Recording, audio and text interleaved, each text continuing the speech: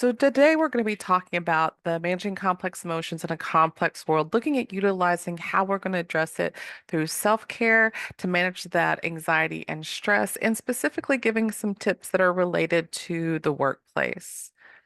We're going to look at some just briefly the negative impacts of COVID-19 on mental health because it is something that we're still healing through. But we're also going to spend quite a bit of time looking at the physiological and the psychological effects of stress and anxiety, how that impacts us at work, how that impacts us at home, and the different types of self-care that can be really effective. We're also going to spend just a few minutes talking about the different resources that are available in our community in case we do need additional support.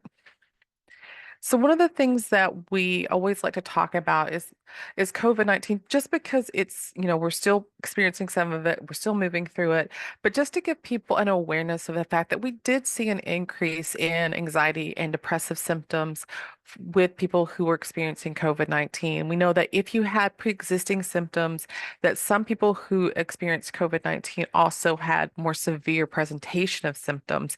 And so if that's something that you're experiencing, it could be really helpful to reach out and talk to a provider. Just in general, we know that about 3.7% of Hawaii residents live with a serious mental health condition, but about 68.2% do not receive treatment.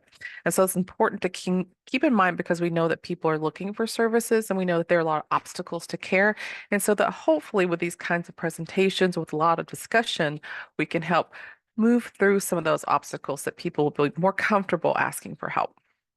And we do know that every other day someone does die in Hawaii by suicide. So that resiliency building is going to take a really front seat because of those things. And just to look at that for just a moment, the reason we do talk about this is because when we start to have those significant impairments in our mental health and mental wellness, we do know that some people struggle with suicidality. And looking at this chart, this is from that time frame of 2016 to 2020, if you look at the age range, what you'll see is from 15 to 29 and 30 to 44, the number one leading cause of fatal injury death here in the state is suicide. When you look at the age range of 45 to 59 and 60 to 74, you'll see it falls to number two, and that overall, it is number two. And so it's really important, again, for us to really shore up our coping skills, to talk about resiliency, but really also to share these crisis resources with the people that we care about, the people that we work with and encounter so that they have it if they need it. There are a lot of different reasons why our mental health can be impacted. This is just a really quick shot that we have from our World Health Organization. And you basically can see that there's a lot of different time periods. So across the bottom in red, you'll see those different levels from being like early childhood, adolescent, adult, and older adult, and the different kind of systems levels, the individual level, family, community, and cultural level. Then across the top in the brown is going to be our different settings, kind of like, is it happening at home, school, with media and information, work, or community and home? So because we are adults, we're just going to go to the top at work, drop down to adulthood, and look at how we can be impacted in all those different systems levels. So things such as social inequality, adverse media influence, poor civic amenities, job insecurity, unemployment, debt, harmful alcohol use, physical ill health. That's just a couple of the big factors that can impact us in our mental health. And a lot of those are really kind of big systems issues, and they're going to be really hard for us to be able to address or change in a meaningful way in a short amount of time. So what we really want to do is to look at those kind of lower systems level and what we can start to change there in that individual and family level and how to get support there. We still advocate for change on all levels, though. And I think it's really important for us to kind of get a more updated view as to what things are looking like in the office now that we're doing this return to work, and that some of us are doing kind of the remote work. This is a really quick survey that was done in 2023, and it basically looked at the stress levels as reported by our full-time office workers. So I would love to be in the green. I always say, who is this? Who is this imaginary green? But 5% of people are saying they have no stress at all. That's great. But then we start to get into experienced stress. So that's low stress at 27%, moderate at 39%, high at 23, and then unsustainable stress is sitting at 6%. So that is a vast majority of people who are experiencing moderate, higher, unsustainable. That's really why we have to start looking at ways to improve our conditions at work. Another study that was done by our American Psychological Association is basically looking at the workers' values in relation to employer support around mental health. So that first stat tells us that about 71% of workers believe their employer is more concerned about employees' mental health than they were in the past. So that's fantastic. We're moving in the right direction. That bottom stat says that 81% of workers agree that how their employer supports mental health will be an important consideration when they look for future work. That means not only are we looking at it, not only are we seeing improvements, but if we were to change positions, that is something that we'd really be looking for in terms of value for why we would select a position. On the far right, these stats look at workers who want the following types of mental health supports from their employers. That top one is 41% for flexible work hours. Absolutely. Having a workplace culture that respects time off. So, not just that it's given, but that the culture also supports taking it. 34%. The ability to work remotely, 33%, and a 4-day work week. Woo woo. I'm always a big advocate for that. A 4-day work week sits at 31%.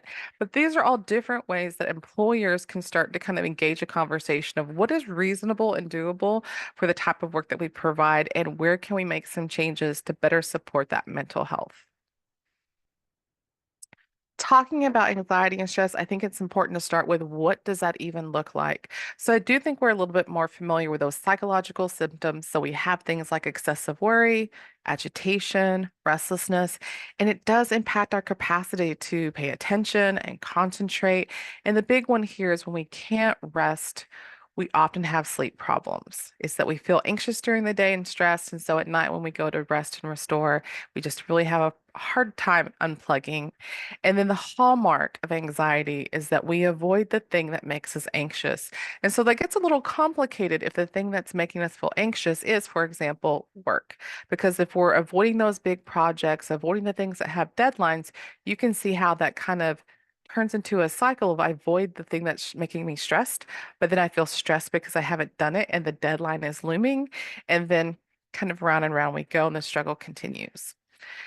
The ones I think we're a little bit less aware of is those physiological symptoms. So let's say that we didn't know that I was referring to anxiety, and instead I was saying that this person is experiencing rapid heartbeat, shortness of breath, chest pains, muscle tension, and dizziness. Think about what medical conditions kind of automatically come to mind. It's probably not anxiety as a mental condition, but it's probably something that's very coronary related, heart attack, stroke, could even be an asthma attack or an allergy attack. These physiological symptoms often mimic medical conditions. And so we say we're not going to assume that something is anxiety right off the bat. What we're going to do is check in with our primary care physician, say, these are the symptoms I'm experiencing, and I'm under stress because I have worked with people who've had both. They had heart related issues and anxiety, and it could be very difficult for them sometimes to tease apart which was which. And we always say, we want to make sure the medical piece is taken care of first before we look at this other piece because mismanaged medical issues can definitely create an environment where things like anxiety, stress, or even depression can sit there and be part of the presentation. Where if we deal with and help heal through the medical part, that other piece goes away. But that's not true for everyone. So we just want to do our due diligence and make sure we're working with a primary care physician to take care of that first step. The last one is stomach pains. So one that you'll hear Keiki talk about is my tummy hurts because they're stressed. And that's actually true. When we get really stressed, a lot of people do experience stomach aches. And for some of them, they also have a compromised immune system because high levels of stress will slow your immunity response and it will slow your digestion, which leads to those stomach pains. Now, I've been giving stress a little bit of a bad name these first few minutes, but the reality is that stress in and of itself doesn't have to be a negative or toxic thing. But for a lot of us, stress is quite positive. So what stress does is it reminds us we have something that we need to do. It gets us really motivated and we finish that thing. If I didn't feel a little stressful about my laundry basket, it would still be in there and live in there. Into perpetuity. But because we have to get some things done, we need to be able to kind of get our daily needs met. That positive level of stress is actually a fantastic motivator. Now, as we move away from that positive stress experience, it just kind of comes into a place where in that yellow, it's about tolerable stress. So this should be temporary, a little bit more intense, but it can be moved through with supportive relationships, whether those are providers, family members, or friends. And when we start to get more in the problematic stress level is when it's toxic, when this is a prolonged experience that we are having and our body is starting to respond to the stress and we don't have enough skill or we don't have enough supportive relationships to help us move through it. So you can say it's even a little bit subjective because one person's level of toxic stress could be very different in relation to someone else's tolerable stress. And also, what does supportive look like for each person? That can be a little bit different as well. So, to think about for yourself whether or not you feel you have adequate coping skills and really good supportive relationships present for you. Because that's always a nice place to kind of look, even if you do have supportive, loving people, if they have a lot of things going on in their lives and they're not as available, that's when we also start to have a conversation with ourselves about who else can I kind of reach out to and get support from as well. Because it can also be about time availability. We're going to take just a moment to watch this video about This Too Will Pass. One reason we struggle so much in our mind, and very often in our lives, is that we're resistant to change. We may believe that we really like change, that we don't like things when they're always the same. But the mind tends to hold on. It likes security. It likes certainty. So, whenever something is changing, it's somewhat threatening to the mind, and hence a struggle. But of course, everything is changing, all of the time, in our mind, in our body, all around us. There's nothing that stays the same. And of course, time itself is a constantly shifting sea, one moment after the next. Always different, never the same. And any idea that we might have of a future moment, that's just an idea. Nothing more than that. If we can get comfortable with this idea of change, of nothing staying the same, then the mind can be at ease. We're no longer trying so hard to cling on to that sense of stability and security. Instead, the mind is free. It's in understanding this idea of change that we experience true freedom of mind.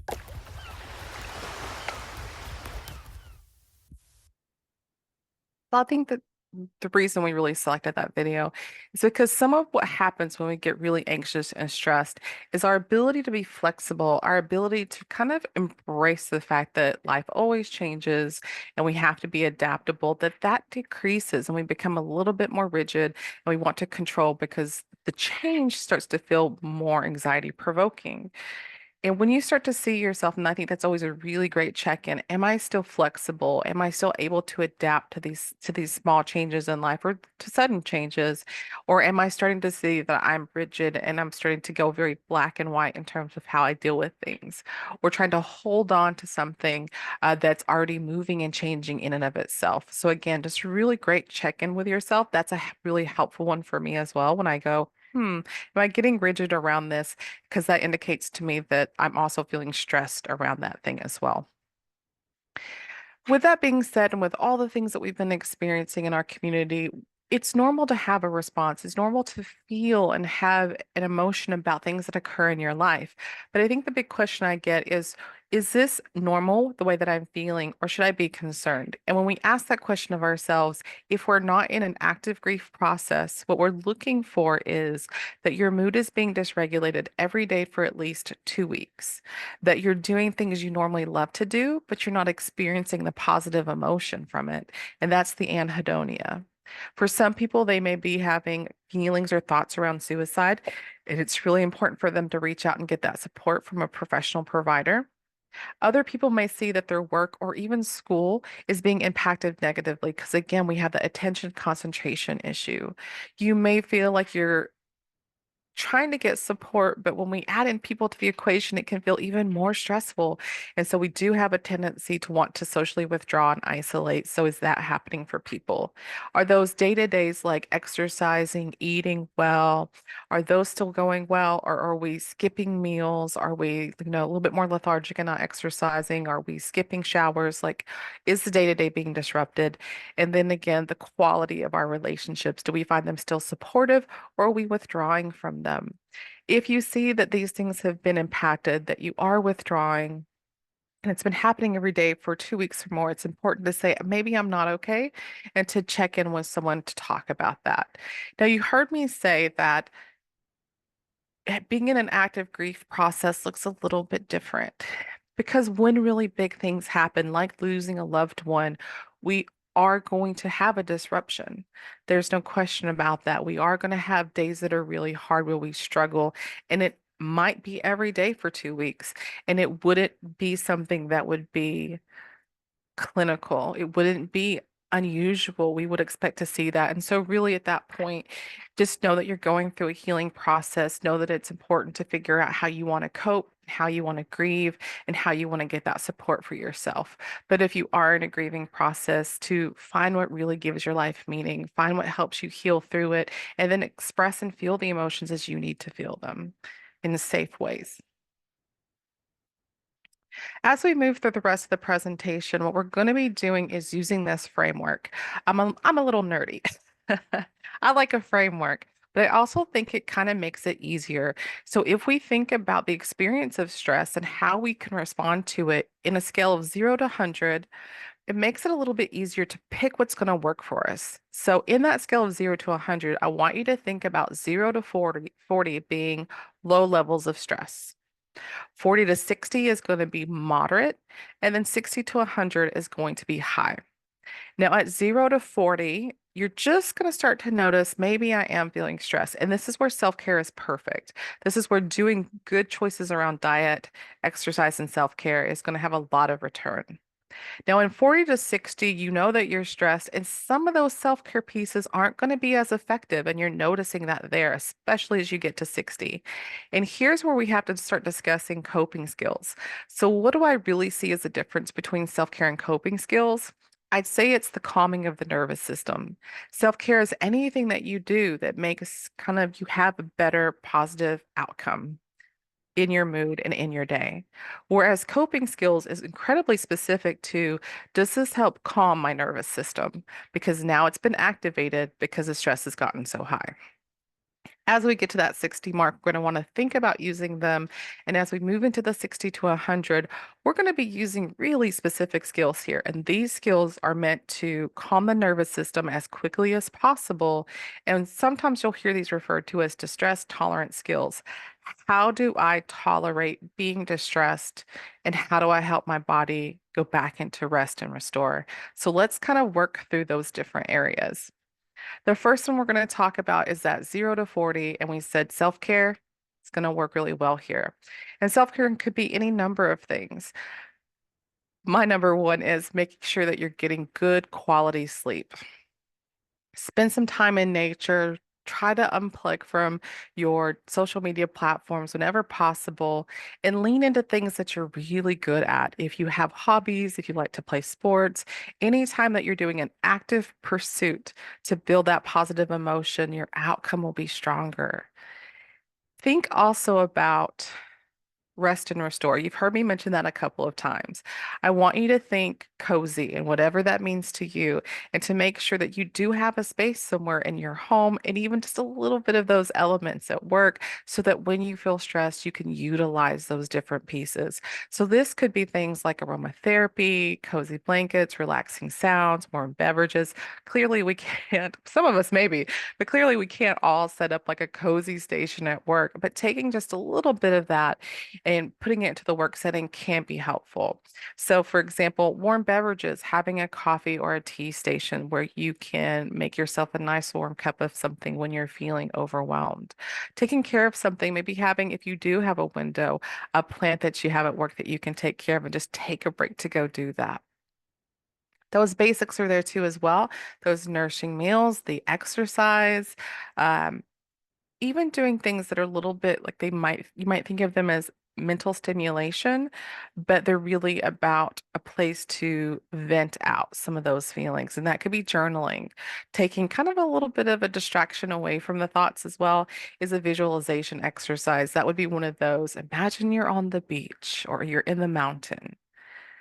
For some people, talking about their feelings, sharing them really help. And as long as we don't isolate and we avoid that a little bit, we'll be able to kind of utilize that piece. For a lot of people, spiritual support is helpful.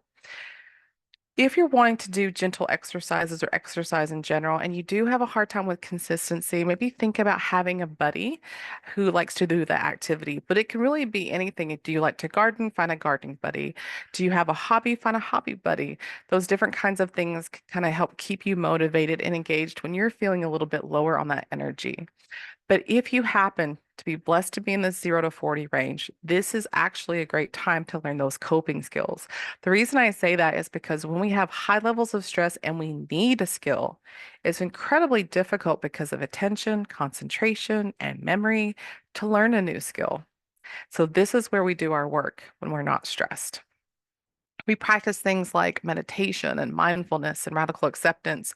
We learn things like grief literacy and mental health literacy when we don't need it ourselves so that we can support our community and the people around us. So if you find yourself in this range, enjoy it, build that good positive emotion, but also do a little bit of the homework so that you have what you need when you need it. I really love the awkward Yeti because I think that as part of life is that we do have stress and that some things we can't get away from. So on the left, you'll see the chore monster, and brain says, perhaps we can reason with it. And then heart just yells, run away and never look back. Yes. Chores are a natural part of the stress we experience during the day.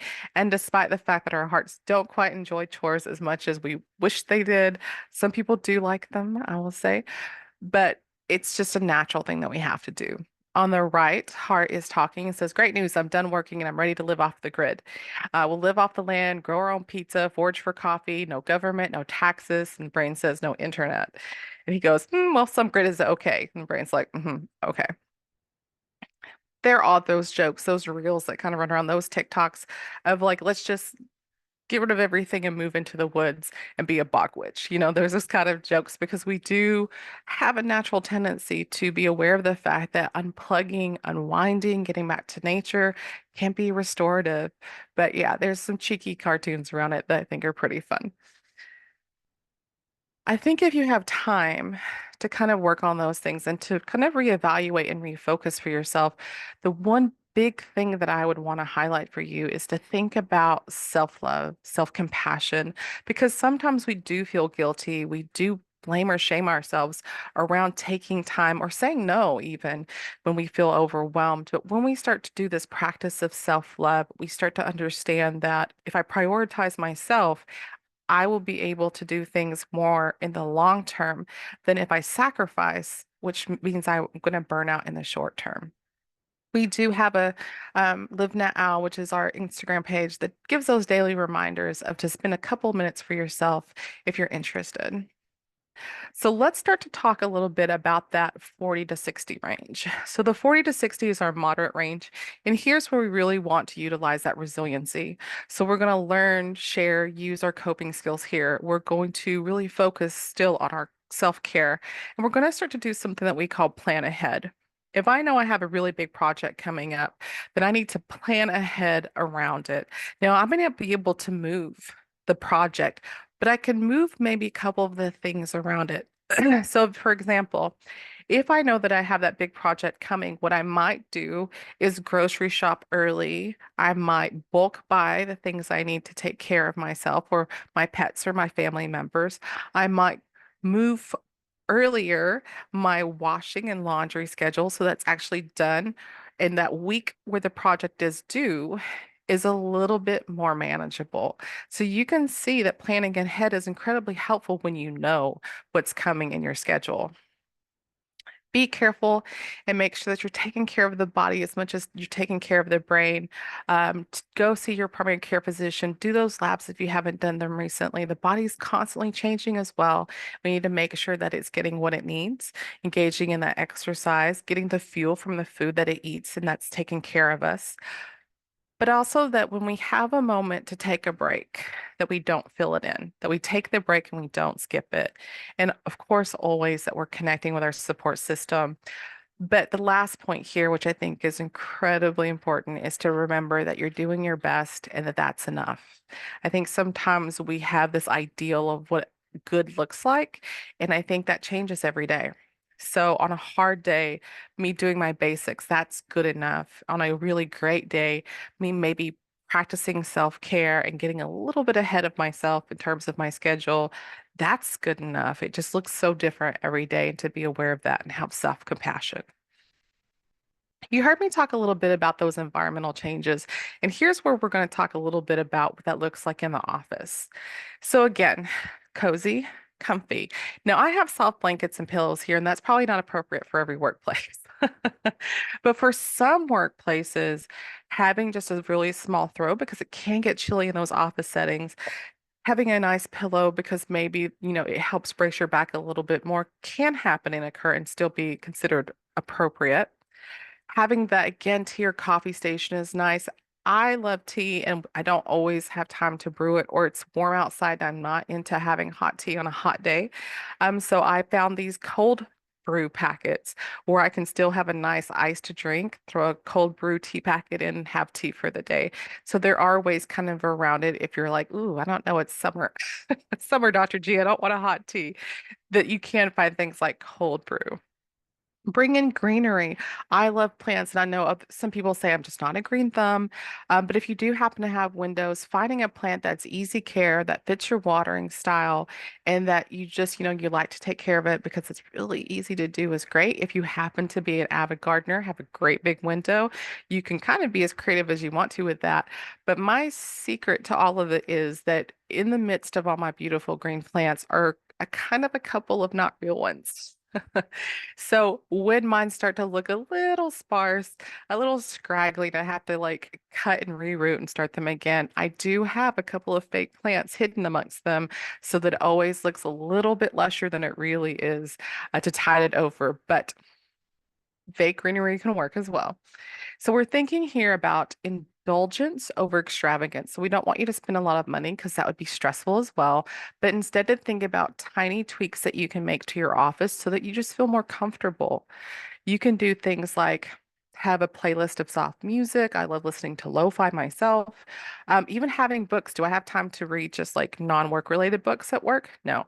Do I enjoy looking at my little mini stack of books that I kind of change out through the day or through the week so that I can be like, I'm going to read that when I go home tonight, or I'm going to read that next week. Yes, I just like looking at them and then using them later.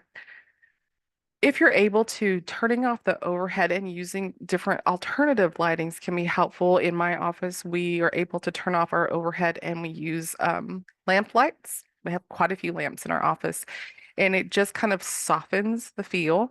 Not everyone's able to do that, but if you are, that can be an easy way to change the environment. Making sure that you're, starting off with the basics, that you're comfortable in the clothes that you're wearing, that the fabrics are nice, the fit is good, just because we're in them all day. And you know that if you've ever worn an uncomfortable pair of shoes, that's all you think about. All day, you're like, I hate these shoes so much. So to make sure that you do have comfortable clothes to wear, you can even do things like relaxing scents. We can use a diffuser here, but you can have, something very lightly scented lotion or, just something small that kind of gives you a bump of that olfactory kind of warmth and coziness. And then things like doing simplifying color scheme can be helpful. Now, this one is interesting because I know people who love color. I know people who are like, we love beige and it's beige everything. Or if I were to say pick three colors, they'd be like bone, ecru, off-white, right? And that is totally fine. The idea here is that we are aware of the fact that when we have visual stimuli, what you see, that the more colors, the more patterns that are there, the more it kind of invigorates us, which is not necessarily a bad thing. If you work, for example, in a creative field, that's probably something you would want. But if you're working in a different type of field and you do feel a little bit overwhelmed, just simplifying the colors in your office, just simplifying what you visually see, decluttering the desk, really paring down to objects that you love and that fit that real simplified look can be an easy way to start cutting some of the stress. Like I know when I come into work, it's going to be bone, black and gold, everything. And that is one of those things that like I'm really careful about. There may be tiny like sneaking peaks of color here and there, but it does help kind of when I am really busy that the visual field doesn't make me feel busier and more stressed. So something to think about. Whatever your three colors are, as long as they work for you and they feel calming to you. So let's talk a little bit about work tips for better balance. These are really tiny tips that maybe you can kind of incorporate in your day. The first one is when you go into your bathroom break, just to spend a minute or two doing a really nice stretch. We often get stagnant sitting in our chairs, and just spending just a minute or two stretching can help break that up. If you know that you like to do certain types of vacations and you're blessed to be able to plan that ahead, to pre-plan the vacations and the days off, there are certain weeks of the year that I always take off every single year. And on January 1st, I get in my seat and I put those in. And I'm super excited because all year long, I'm like, oh, 4 more months till that, 2 more weeks till that. And they really just help. But the other thing that you can do is to kind of acknowledge when you aren't feeling well and to kind of if you do have those days, take them. If you happen to be blessed with them, if you're grieving, if you're feeling unwell, if you're feeling just overwhelmed in general and you're not sure why, to take a day to rest and relax, to not wait until you feel really, really sick or till, you're struggling just to get through the day because of the grieving process before you take a day to really have that self-compassion and to pre-plan you know what? It is getting a little difficult. Let me just go ahead and take a day if I can. When we start to get stressed, some of the things that can be helpful is to prioritize. These are the most important things. So if I get those things done, I'm good, right? That's A plus plus. If I like can get anything else done, that would be amazing. The sprinkles on top, but if not, this is where my attention and focus should sit. If we don't prioritize what it sometimes feels like is we have a lot to do and it's just kind of like scattered and all over the place and hard to focus. But when we really identify for ourselves where our focus should be, then we're able to kind of keep it there and put the energy there as well. Don't skip breaks and lunch, even if it's tempting. Being able to kind of step away can also help us reset. It's okay to have reasonable boundaries, and it's okay to practice saying no. Um, I'm friends with someone who's like, what's the worst thing that could happen if you say no? They just say, like, you have to, right? And you're like, well, I tried. Right. That trying to set a boundary, especially if it's work related, that you can see that as being reasonable, whether or not it's something that's going to be able to be accepted is a different conversation. But attempting and practicing to set those boundaries can be helpful, especially if it's a struggle. The other thing that can be helpful is doing breathing exercises, much like the stretches before the bathroom break. Having just a minute or two as you go move into lunch or if you move into a break to do those good breathing exercises can be helpful. Try to keep those work and home life boundaries set. It's tempting to do a little bit of work at home. Stay active in your social circle. Don't do the isolation and engage in hobbies that lift your mood.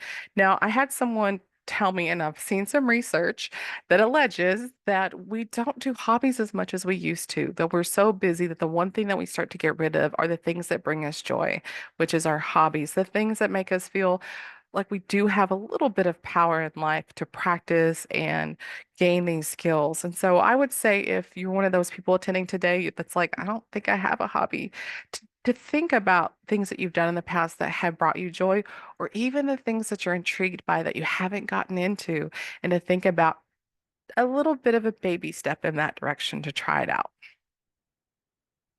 Now let's talk about our 60 to 100 range. So we're talking about that kind of active, high level of stress that we experience and what can be helpful here. The first thing I would say is try to be present focused and really have that mindfulness present in your life in the day to day. When we start to worry and get anxiety, a lot of times it's about the near future, what's going to come. But if we stay in the moment today, then we can kind of keep our focus here and say, this is what I'm able to do in this moment right now. And I'm going to kind of veer away from this. I'll plan ahead for it, but I need to put my focus on just today and how I can improve that. I'm going to maybe look at meditation or doing again that deep breathing, maybe progressive muscle relaxation or relaxation in general.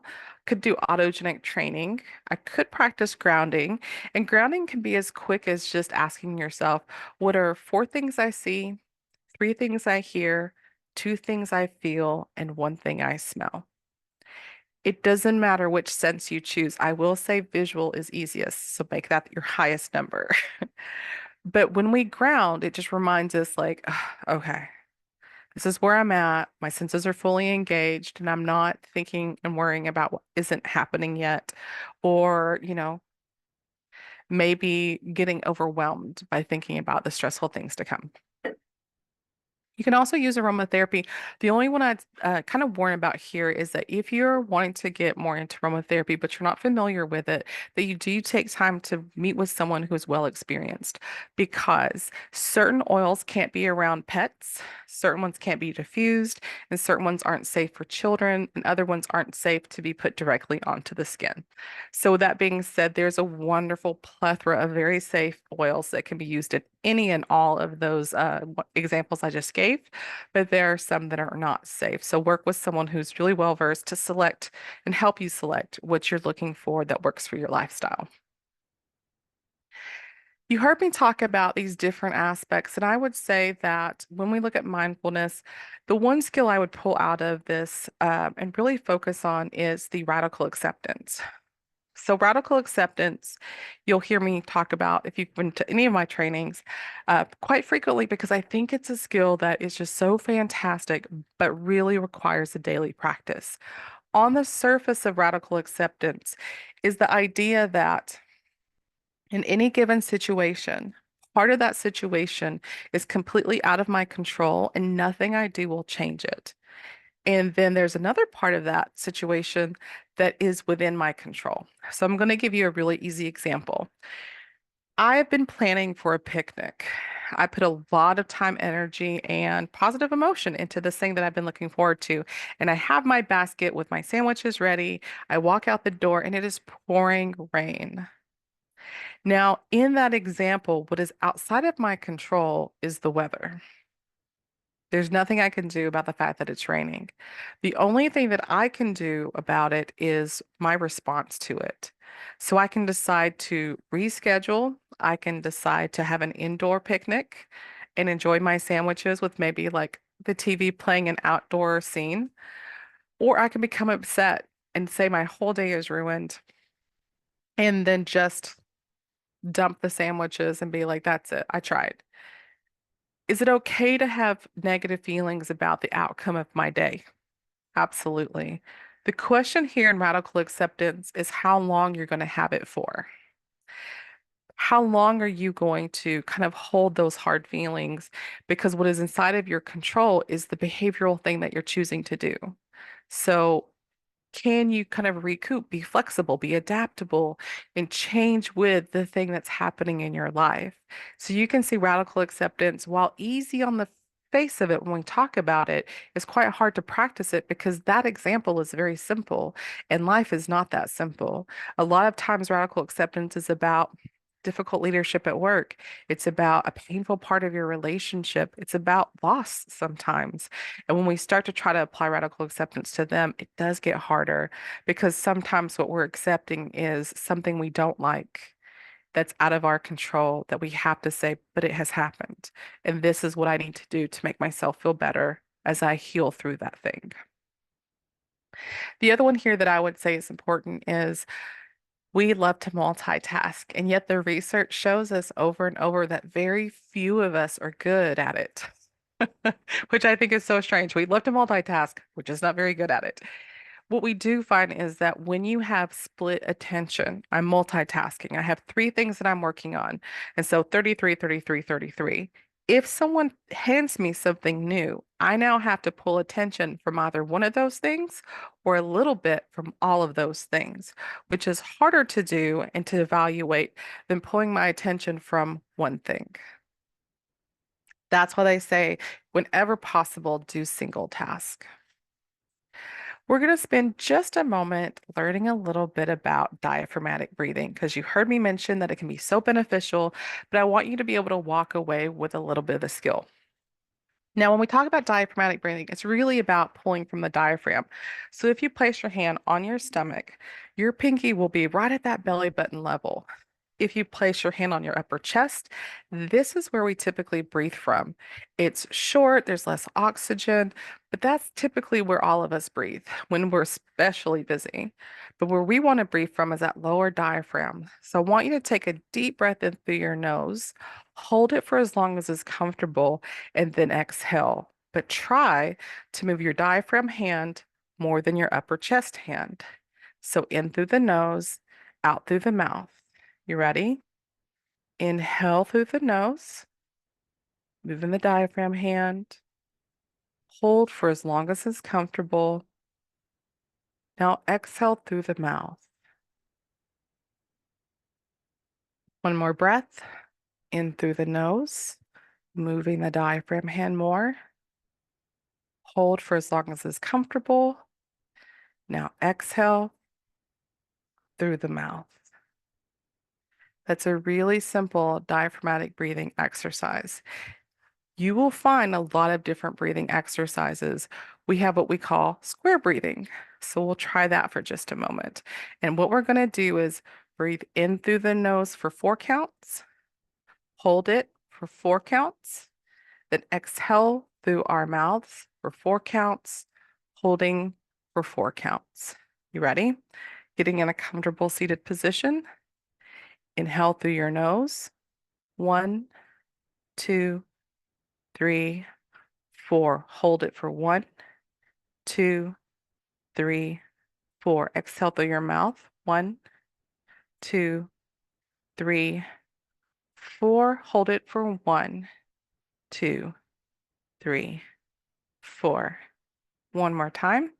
Inhale 1, 2, 3, 4. Hold it for 1, 2, 3, 4. Exhale for 1, 2, 3, 4. Hold it for 1, 2, 3, and 4. The reason we love breathing exercises is it over oxygenates the brain, calms our nervous system, and helps us reset. The other reason is you can do it anywhere. You're feeling stressed in the car, at home, at work, you're going for a walk. They're all perfect opportunities to do a little bit of that deep breathing without people noticing as much. It's a great tool to have in your toolbox. When we talk about those 60 to 100 level distress tolerance skills, there are certain ones that as you creep up towards that 100 are going to be the most effective. And these are them.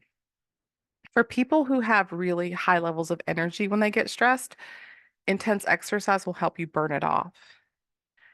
If you don't have that excess energy or you've already burned it off, you can do that paced breathing. Paced breathing just basically means there's a pace to how I breathe. So we tried regular diaphragmatic breathing. We practiced 4-4 square breathing. Both of those are perfect examples of paced breathing, but you'll see tons of them there. 478. There's just a million examples, dragon breathing, that you can use during pace breathing if you start to move into that really high level of stress. The dive response is my favorite all-time skill ever. So I share it in every training I can.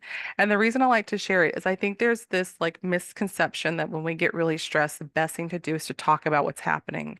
But science will show that's the opposite of the truth. That as I move towards that 100, my capacity to think, to be creative, to problem solve really starts to diminish. And therefore, me being able to share my feelings, to think about how I feel, and to come up with ideas of how to solve that gets smaller and smaller. Instead, what's helpful is for me to be able to calm my body so it calms my brain. And that's what the dive response will do. So on the side of your nose, you have a gland, and it's right here. When you get that gland cold and wet, it activates. And what it's going to do is slow down your heart rate and slow down your blood pressure because it's going to assume you're diving, hence the name dive response. So, in all mammals, when they dive, to keep them from taking that involuntary breath, they have that gland, and we really want to activate it to calm that nervous system. You can do that by going swimming. You can do that by submerging this part of your face in a bowl of cold water, or by taking a wet, cold rag, placing it across that portion of the face and holding your breath for a few seconds, then moving into some type of paced breathing. It's a great way to start to calm the nervous system without having to talk about it and just being able to relax. Highly recommend. We use this in inpatient psychiatric care for our active duty and veteran soldiers who are healing through post-traumatic stress disorder, and it's incredibly effective. The other one that you can do is addressing temperature. When you get stressed, your body temperature goes up. So a simple way to kind of start calming it is to take a cold shower, take a cool bath, go for a cool swim, to use an ice pack on a different part of your body safely so that it cools that temperature. It's a really quick way to kind of move through it. We also have paired muscle relaxation. You heard me reference progressive muscle relaxation, and they're kind of the same thing. Progressive means from my head to my toe, I'm going to isolate different muscle groups and tighten and relax them. Paired muscle is just referring to the fact that certain muscle groups are paired. My arms, my legs, my feet. And so you'll hear people refer to it two different ways, but it's really effective for people who are looking to release some of that muscle tension. With all the information we're learning today, if you're thinking, I just need to learn how to check in with myself or to check in with the people around me, we want to make it really clear and really not clinical. So, easy ways to have questions, conversations to ask is to say things like, how am I doing from the day to day? Am I doing okay or am I struggling? How is my sleep? How is my mood? How are my relationships? Am I staying connected? Am I staying kind of moving through my social support system when I need it? Or am I withdrawing from the people in my life? And to try to be as honest with yourself as you can be when you ask these questions, asking yourself, how is work going? How is school going if you happen to be kind of pursuing that academic route? And the big question here is, do I feel hopeful? When I really think about life, do I think I'm not really sure how like it's going to change? I'm not really sure what I'm going to need when it does change, but I'm hopeful I'll figure it out. I'm hopeful I have the tools or the people that I need to support me as I get through it. If you ask yourself that question, you think, I don't think anything's going to change. I don't think it's going to get better. I don't think that the work I put in, the effort I make will make it better. That's a really good indicator that the hope is starting to be impacted by your stress and to reach out and to talk to someone. We always want to talk about support plans because if you have one created before you need it, like all these other skills, then you're more likely to use it than you would be if you're trying to make it when you need it. So think about who's going to go on your list that you like to talk to that are just fun to talk to. Who do you want to talk to about the stress because they're not judgmental and they're good listeners. They give good advice. And so this might be someone totally different than the first person.